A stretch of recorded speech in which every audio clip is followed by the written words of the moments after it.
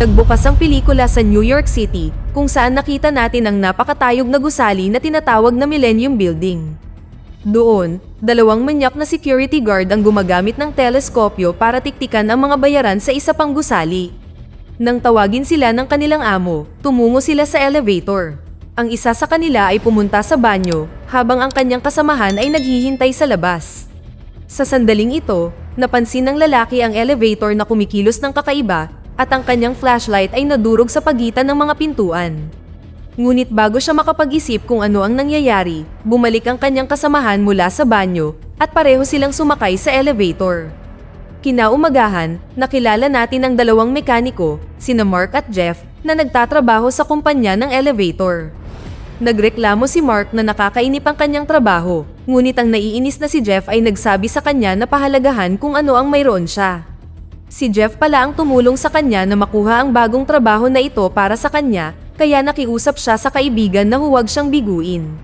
Bumalik sa Millennium Building, isang grupo ng mga buntis na kababaihan ang pumasok sa elevator pagkatapos ng kanilang karaniwang sesyon ng ehersisyo. Gayunpaman, sa halip na dalhin sila sa kanilang itinalagang palapag, nagsimula itong bumaba ng mabilis. Pinindot ng isa sa mga natatakot na babae ang pindutan para bumukas, ngunit hindi ito gumana. Nang mapagtanto na sila ay nakulong, nataranta sila at nagtangkang humingi ng tulong, ngunit walang signal. Ang sitwasyon ay naging napakatindi na ang dalawang babae ay nauwi sa pagli-labor. Samantala, sa labas ng elevator, nalaman ng mga opisyal ng gusali ang sitwasyon. Dalawang manggagawa ang ipinatawag at sinubukang buksan ang pinto ngunit hindi sila nagtagumpay. Labis ang pag-aalala ng isang security guard nang malaman niyang nasa loob ang kanyang buntis na asawa. Kumuha siya ng malaking palakol at sinubukang sirain ang pinto. Sa huli, ang pinto ay kusang bumukas at ang mga gwardya ay nagulat nang matuklasan na dalawang babae ang nanganak sa loob. Lumipat ang eksena kina Mark at Jeff na dumating sa isang kainan para sa almusal. Umupo sila para kumain, ngunit biglang nakatanggap ng tawag si Jeff tungkol sa nasirang elevator sa Millennium Building. Dahil ito ay napilitan ng dalawa na iwan ang kanilang almusal at nagmamadaling pumunta sa lokasyon. Sa ibang lugar, nakilala natin ang dalagang mamamahayag na nagngangalang Jennifer na ipinatawag sa opisina ng kanyang amo. Ipinaalam niya sa kanya ang insidenteng kinasasangkutan ng sirang elevator ng Millennium Building. Pagkatapos ay inutusan niya itong pumunta roon kaagad at iulat ang kwento bago maunahan ng kanilang mga kakumpetensya. Ilang sandali pa, dumating si Jennifer sa gusali at nakita niya ang maraming babae na isinakay sa ambulansya. Sinubukan niyang interviewin sila, ngunit nagmaneho na ito palayo. Samantala, dumating din sina Mark at Jeff sa gusali at nakipagkita sa empleyado ng gusali. Dinala sila ng lalaki sa silid ng makina habang ipinapaliwanag ang naunang insidente. Binanggit din niya ang tungkol sa dating kasamahan ni Jeff, si Kowalski, na nagpakamatay. Ngunit ikinainis lang ito ni Jeff at pinaalis niya ang lalaki. Pagkatapos ay nagtrabaho ang dalawa at sinimulang suriin ang bawat piraso ng makinarya sa silid ng makina. Ngunit kahit na natapos ang ilang oras ng inspeksyon, nabigo silang makahanap ng anumang mali. Sa ibang lugar sa gusali, nakita natin ang bulag na lalaki at ang kanyang aso na umalis sa salon. Sasakay na sana siya ng elevator ngunit agad niyang napagtanto na hindi gumagana ng maayos ang mga pindutan. Dahil dito ay napilitan siyang umalis para sumakay sa isa pang elevator. Ngunit sa pagbukas pa lang niya ng pinto, nakita natin na walang maapakan maliban sa malawak na bangin. Ang kanyang aso ay tumahol ng ilang beses upang balaan siya, ngunit hindi ito naintindihan ng lalaki. Nakalulungkot, nahulog siya sa elevator shaft at nadamay pati ang kanyang aso sa trahedya. Sa gabi, pinuntahan ni Mark ang kanyang kasintahan sa bahay nito. Nag-away ang dalawa kagabi, kaya dinalhan niya ito ng bulaklak para humingi ng tawad. Ngunit sa kanyang sorpresa, natuklasan niyang may kasama itong ibang lalaki na dumurog sa kanyang puso. Samantala, inabisuhan ng dalawang security guard sa Millennium Building na kakaiba na naman ang ikilos ng mga elevator. Sa pagsisiyasat, natuklasan nila ang pinto ng elevator na bumubukas at sumasara ng mag-isa. Isang gwardya ang sumilip sa loob at nakita ang asong nakasabit sa lubid sa elevator shaft. Bago niya maiulat ang sitwasyon, ang pinto ay nagsara ng hindi inaasahan na naipit ang kanyang ulo sa pagitan nila. Pinagmamadali niya ang kanyang kasamahan na gumawa ng aksyon, ngunit nagsimulang bumaba ang elevator. Bilang resulta, siya ay brutal na napugutan ng ulo na labis na ikinatakot ng kanyang kasamahan. Pagkatapos, bumalik si Mark sa gusali at sinundan siya ni Jennifer sa banyo. Nagtanong siya tungkol sa elevator para sa kanyang balita, ngunit pinaalis siya ni Mark na sinabing maayos ang lahat. Nang magpatuloy siya, sarkastikong sinabi niya na ang mga elevator ay nasisiyahang pumatay ng mga tao at ang isa sa bawat 10 tao na sasakay sa kanila ay maaaring mamatay. Hindi pa nakontento si Jennifer sa sagot niya at patuloy siyang sinundan, ngunit pinigilan siya ng mga security guard. Nang maglaon, nakipagkita sina Jeff at Mark sa manager ng gusali, si Milligan, at iba pang mga executive. Nagtanong sila tungkol sa inspection, at ipinaliwanag ni Jeff na nagsagawa sila ng masusing pagsusuri ngunit walang nakitang mali. Pagkatapos ay iminungkahi ni Mark na isara nila ang elevator sa loob ng ilang araw upang makapagsagawa sila ng karagdagang investigasyon. Gayunpaman, sinabi ni Milligan na hindi ito madaling gawin dahil sila ay magdurusa ng malaking pagkalugi sa pananalapi. Sumang-ayon din si Jeff sa kanya at siniguro sa kanila na ganap na ligtas ang elevator. Kinaumagahan, pagdating ni Mark sa trabaho, laking gulat niya nang malaman niyang inilathala ni Jennifer ang kanyang mukha sa pahayagan.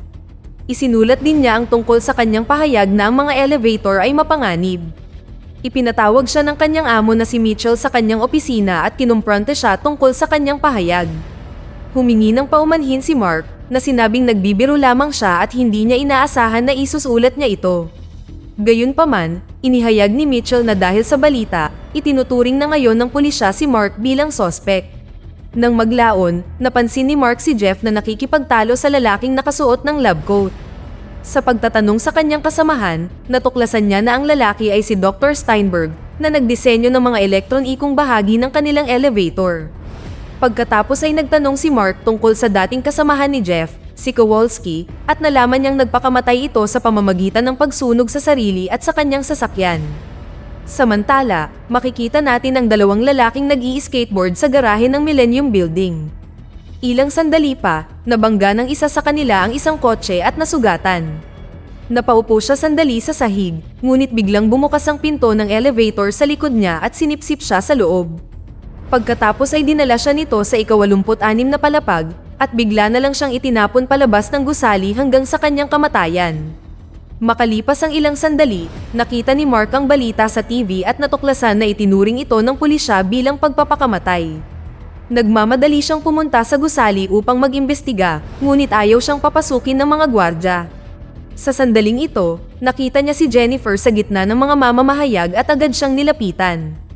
Humingi siya ng paumanhin sa pagsulat tungkol sa kanya na nagsabi na wala siyang ibang may sulat para sa kanyang kwento. Pinatawad siya ni Mark sa pagkakataong ito ngunit hiniling sa kanya na huwag na siyang babanggitin muli sa kanyang ulat.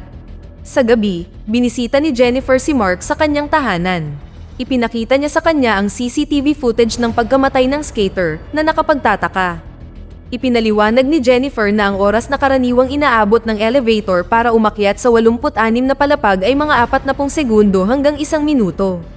Gayunpaman, sa video, naabot ng elevator ang mga palapag na iyon nang wala pang 2 segundo. Nagulat si Mark sa impormasyon at pinilit na inuunawa kung ano ang nangyayari. Pagkatapos ay pinuntahan nila si Jeff at sinubukang ipakita sa kanya ang video, ngunit tila abala siya sa ibang bagay. Tumanggi siyang makinig sa kanila at nagmaneho sa kung saan. Nang maglaon, sa isang restaurant, ipinaliwanag ni Mark kay Jennifer kung paano gumagana ang iba't ibang bahagi ng elevator. Nabanggit din niya ang tungkol kay Steinberg na nagdisenyo ng mga elektronikong sangkap ng elevator para sa kumpanya. Pumunta ang dalawa sa opisina ni Jennifer at gumawa ng ilang pananaliksik tungkol kay Steinberg. Natuklasan nila na ang kanyang unang pangalan ay Gunther at minsan na siyang nag-eksperimento sa organikong paggawa ng mga computer chip gamit ang mga utak ng dolphin. Gayunpaman, nabigo ang proyekto at tinanggal si Steinberg. Nagsimula siyang magtrabaho sa kumpanya ng elevator dahil marami siyang karanasan sa larangan. Nang malaman ang lahat ng ito, kumbinsido si Jennifer na si Steinberg ay sangkot sa mahiwagang pagkamatay. Kinaumagahan, naglalakad-lakad si Milligan sa gusali nang matuklasan niya ang katawan ni Jeff sa elevator shaft. Nang dumating sina Jennifer at Mark, laking gulat nila nang malaman na muli itong itinuring ng pulisya bilang pagpapakamatay. Higit pa rito, binansagan ng mga executive ng gusali si Jeff bilang terorista at ipinaalam sa publiko na tapos na ang banta. Hindi naniniwala si Mark na kayang gawin ng kaibigan ang ganoong bagay, kaya kumilos sila ni Jennifer para alamin ang katotohanan. Sa hapon, nagpa siya ang dalawa na bisitahin ang bahay ni Kowalski na namatay kamakailan lang. Doon, nakatagpo nila ang nabiyudang babae na nagpahayag na ang kanyang asawa ay hindi namatay sa aksidente sa sasakyan. Ipinaliwanag niya na pinatay siya sa elevator shaft dahil may alam siya na hindi niya dapat malaman. Ayon sa babae, nagmumulto pa rin sa elevator ang espiritu ng kanyang asawa kaya naman walang tigil na namamatay ang mga tao. Pagbalik sa gusali, nakita natin ang isang grupo ng mga tao na papasok sa elevator. Nagsimulang magkaproblema muli nang magsimulang bumilis ang elevator. Agad na pinindot ng isang tao ang emergency button, ngunit hindi gumana. Ito ay labis na ikinatakot ng lahat at isang bata ang napaihi pa sa pantalon. Ang masama pa nito, biglang nahati ang mga sahig, dahilan para mahulog ang mga tao sa shaft at mamatay. Patuloy ang takbo ng elevator hanggang sa tuluyang nasira ang bubong ng gusali. Matapos ang insidente, naglabas ng pahayag ang Pangulo ng Estados Unidos na tinawag itong gawa ng terorismo. Ang SWAT team ay pumwesto sa gusali upang pigilan ang sinuman na makapasok. Samantala, nakipagkita si Mitchell kay Steinberg at sinisi siya sa lahat. Sinabi ng huli na ito ay maliit na kabiguan sa kanyang engranding plano na magpapabago sa sangkatauhan. Tumanggi si Mitchell na maniwala dito at hinimok siyang humanap ng solusyon sa lalong madaling panahon. Gayunpaman, sinabi ni Steinberg na hindi na niya ito makontrol at wala siyang magagawa. Sa gabi, dumating si Jennifer sa gusali sakay ng van habang si Mark ay nagtatago sa likod. Sinabi na siya ay mula sa kumpanya ng elevator, ngunit hiniling sa kanya ng mga gwardya na buksan ang pinto ng van. Nag-aatubili si Jennifer at lumabas upang buksan ang pinto. Sa sandaling iyon, nakatanggap siya ng tawag mula sa kanyang katrabaho na inutusan niyang imbestigahan si Steinberg. Ibinunyag niya na kahit na natanggal si Steinberg, nagpatuloy siya sa paggawa sa mga biochip, bagaman hindi sa utak ng Dolphin ngunit sa iba. Pinayuhan niya si Jennifer na maging maingat at ibinaba ang tawag. Sa panahong ito, nagawa ni Mark na lumabas ng van at pumasok sa Millennium Building. Sa sumunod na eksena, nalaman ng mga pulis na hindi ipinadala ng elevator company si Jennifer kaya ikinulong nila ito sa isang kwarto. Sa kabilang banda, natuklasan ni Mark ang malaking biochip na kasing hugis ng napakalaking utak sa elevator shaft. Buhay pa pala ang organ na ito at kumokontrol sa mga elevator. Sinubukan niyang sirain ito gamit ang screwdriver ngunit nabigo siya nang bumaba ang nasusunog na elevator patungo sa kanya. Muntik nang hindi makatakas si Mark habang pinapatay ng elevator ang SWAT officer na kalalabas lang ng shaft. Pagkatapos ay natuklasan ni Mark ang missile launcher ng opisyal at tinangka niyang sirain ang organ, ngunit dumating si Steinberg at namagitan. Tinutukan niya ng baril si Mark at sinabihan itong huwag sirain ang kanyang nilikha. Pagkatapos ay naglaban ang dalawa at halos sipain ni Steinberg si Mark pababa sa shaft. Ngunit dumating si Jennifer sa tamang oras at tinutukan siya ng baril. Sa sandaling ito, dumating ang SWAT team at inutusan ng lahat na ihulog ang kanilang mga armas. Sinamantala ni Steinberg ang pagkakataong i-hostage muli si Jennifer, ngunit nagawa niyang makalaya. Ilang sandali pa, ang kontrabida ay inatake ng kanyang nilikha at sinipsip sa loob kasama si Mark. Ngunit naipasa ni Jennifer ang missile launcher kay Mark sa tamang oras. Pagkatapos ay kinuha niya ang launcher at pinaputukan ng organ, sa wakas ay sinira ito. Ang lakas ng pagsabog ay nagtulak sa kanya palabas, habang ang naputol na bangkay ni Steinberg ay bumagsak makalipas ang ilang segundo.